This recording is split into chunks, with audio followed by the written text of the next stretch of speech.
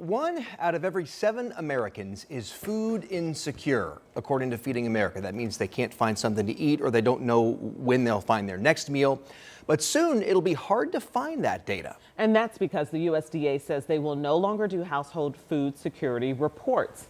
So the reports track food insecurity in our country, and the data is crucial for organizations across the country who help feed hungry Americans, including more than 1 million Hoosiers. And for nearly 30 years, presidential administrations on both sides of the aisle supported the reports to find ways to better feed hungry Americans. Well, the U.S. Department of Agriculture made this announcement days ago. The USDA calls the report, quote, redundant, costly, politicized, doing nothing more than fearmonger, end quote. However, last year's report showed household food insecurity was higher in 2023 than from 2017 to 2021.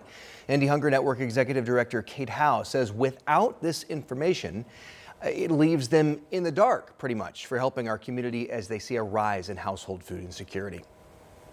Have less information, less resources, and more people with a need for food, and at some point we aren't going to be able to meet all of the need, and that's really what concerns me. How can you tell somebody that we don't have food to feed you today? It's heartbreaking. Indie Hunger Network says they hope somebody steps up to continue the report. They also want to see Congress encourage the Trump administration to reverse its decision to end this report. The Indie Hunger Network, IHN, says they do a report for Central Indiana every 2 years, which will be coming out soon, but it still makes their work challenging without having the national numbers to compare to.